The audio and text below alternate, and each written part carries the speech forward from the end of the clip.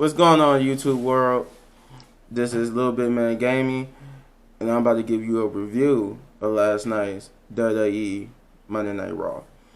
But before I get to that, I will say that I did watch Sunday's NXT WarGames, and I went back and forth and thought about giving you a whole video on that, but didn't really care about it that much to say I want to give a whole video. But I will say this: I did like the two War Games matches, the female War Game, the female wrestlers War Game matches, and then the Pat McAfee versus the Undisputed Era War Games match. They both was great matches. Everything else in between those two matches were meh. So that's why this is just a little quick review of that. I didn't know, but for those who don't know, War Games is an original WCW pay-per-view. That they brought WCW, so they now have the rights to use all their pay-per-view names like Halloween Havoc. But I'm kind of disappointed that they only use them for NXT. I was kind of hoping they would use some from the main roster, but they just use it for NXT now. Like how the pay-per-view before this for NXT was NXT Halloween Havoc, but now they use it for War Games. But I digress. I'll give that pay-per-view just a solid 2 big ups because it was only 2 matches I really liked. So yeah, 2 out of 5 big ups because there was only 2 matches, the War Game matches, and that it was the only thing about the War Game matches I didn't know that all this time that you do them, all this time that they fight, it's like the teams come back in, back and forth, and they do these little match in betweens, and the match don't really start until all competitors are in the ring, and that kind of like threw me off a little bit because they can't. I thought it was an elimination style, but it's really just whoever get a pinfall, that whole team just wins. I didn't really know that, but that made the match go on a little bit longer. It didn't really have no type of implications, no future title matches, and no title was defended at the pay-per-view. So that's why only 2 out of 5 big ups. So now to Monday Night Raw. Monday Night Raw started off with Randy Orton cutting a promo against Bray Wyatt. How he talking about he's going to see the Fiend Bray Wyatt at WWE TLC, but he wanted to fight the Mr. Rogers or the Firefly Funhouse the Firefly Funhouse Bray Wyatt, and that promo segment, that whole little segment was okay. I felt like it needed something more. Because the last promos he had with Drew McIntyre always ended with a brawl. With something amping up. They kept amping up their rivalry, and then this one just like a slow, methodical mind game between both of them. So it's like it was a different pace from the last rivalry he just had. Then it transitions to Asuka versus Sonya Blazer. That match was cool. It was a technical submission match because both of them are submission like specialist wrestlers. So it was cool to see the women trade submissions, get out of submissions, German suplexes or whatnot. It was kind of like almost a throwaway segment because it was more focused on the fact that Nia Jax be bullying Lana, and most of the match she kept trying to beat up Lana on the outside. Then she eventually did get to Lana, but Lana reversed it to on Lana Rana as they call it, and threw her into the table. So it was an okay segment, but it was and Asuka picked up the win, via distraction because after Lana did the Lana Rana, Sonya wanted to beat up Lana, but then Asuka got the Rolo pin over her. And then they announced sometime later on the night that next week it will be Lana versus Nia Jax. Lana is playing the typical scared, babyface who thinks she can't beat the big bully. and then it transitions to the New Day versus the Hurt Business, which is a stable of Cedric Alexander, MVP, Bobby Lashley, and Shelton Benjamin. But this particular match was Shelton Benjamin versus Kofi Kingston of the New Day, and then I guess they worked it over. Kofi Kingston got a fake leg injury or kayfabe or storyline injury to his knee. He tweaked his knee, but he ended up getting the win over Shelton Benjamin with a distraction because Shelton Benjamin was distracted by MVP barking orders, and then he beat the 10 count from being counted out, but then he walked straight into a Trouble in Paradise, and Kofi Kingston got the win. But Cedric Alexander challenged Kofi to an impromptu match between him and Kofi. Kofi accepted, which led to a Kofi defeat, of course, because Kofi's knee was still tweaked. He's tired for just winning a match with Shelton Benjamin. So therefore, that match went on to where Cedric got the win over Kofi. Then there was a Miz TV segment before the Miz TV segment, there was a backstage little promo with Sheamus and Keith Lee. With Keith Lee telling Sheamus that everybody in the locker room basically believes he's going to betray Drew McIntyre because Drew McIntyre and Sheamus got a match later on tonight. And granted, Sheamus is still supposed to be technically a heel, but they turned him babyface for this storyline, I guess. But he basically told Keith Lee that he's not going to betray his best friend, Drew McIntyre. Then they went to the Miz TV segment where basically Miz had special guest for the night was Drew McIntyre's TLC opponent, AJ Styles, and they basically were just being obnoxious. And I give Miz credit to that. He knows how to be an obnoxious heel that makes you like, oh God, please somebody go punch him in the face. But they came out basically making fun of Drew McIntyre's and Sheamus' accent. They were trying to make the Scottish accents and all that type of stuff. They was making fun of them, and then Sheamus came out basically telling them, "Hey, big ups, y'all really nailed it. But if this was really a pub and back home in Ireland, and where they from, he'll kick his head off." But then they taunted Sheamus, telling him, "Oh, you're outnumbered because there's 3 people in the ring versus you outside the ring. How you gonna make us pay for what we said?" Then Drew McIntyre comes out. They basically gets into the ring and get in their face, toss some crap, taunt them, telling them they're gonna beat them up later on in the match because later on tonight they got a 3-on-2 handicap match. And they got into a little altercation and brawl with The Miz and John Morrison as AJ Styles wanted to protect himself for his match. Pretty much, that's pretty much how AJ Styles was running the whole night. He was being the heel who protects himself because he got a match with Drew McIntyre for the WWE Championship at TLC in a tables, ladders, and chairs match. So he accidentally distracted The Miz and John Morrison on The Miz TV, causing them to get distracted, turn around and get beat up by Sheamus and Drew McIntyre. Now, what I liked about that was Drew McIntyre did actually, for real, broke the damn Tron because he threw the Miz Money to Bank briefcase so hard and so long into the arena that it hit the Tron and broke a piece of it.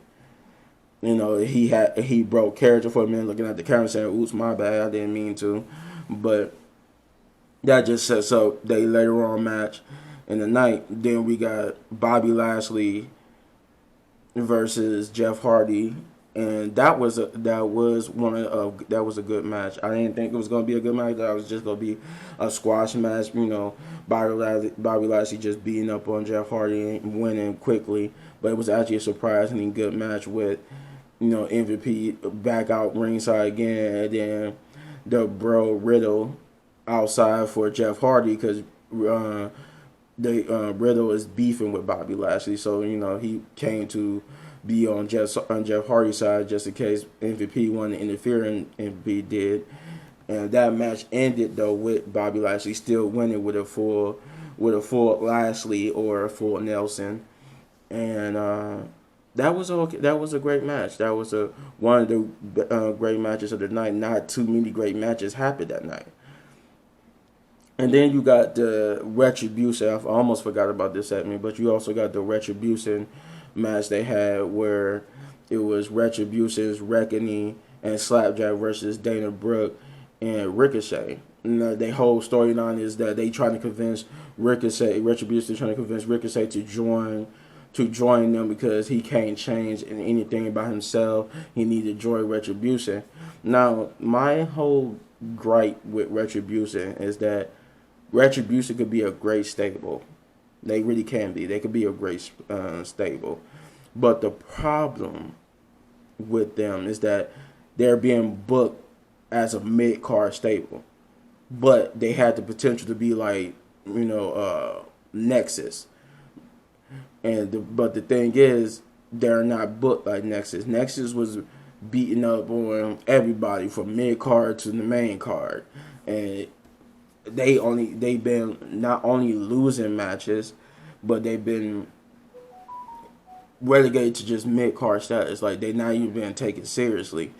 And I hate that because that stable, the storyline you could tell with that stable could make them so good, but yet they're not taken seriously enough to be good. So I feel like they dropping the ball with them. But anyway, the match went on to be the winner of Ricochet and Dana Brooke. Dana Brooke squashing Reckoning. She got the pinfall with Reckoning. And, the leader, Mustafa Ali, he got pissed, yelled at Slapjack Reckoning for losing the matches. Yelled and telling him, I brung you up from nothing when everybody forgotten about you. I'm the one who brung you here, and this is how you were paid me, disappointed leader of Retribution. But at this point, I'm starting to get less invested. Like, when they first introduced Retribution, it was okay, it was cool. It was something new that we needed. Now it's like they just forgot about all that momentum they had and just forget it. We're just gonna make them a mid-card ad, and it's not working for a stable. You're gonna make them a mid-card ad. You need to do something different. You need to eliminate some of the members, but I digress. That's a whole nother video I could do about the whole Retribution situation. And then you got the informated 3-on-2 tag team match between Miz and Morrison and AJ Styles versus Drew McIntyre and Sheamus.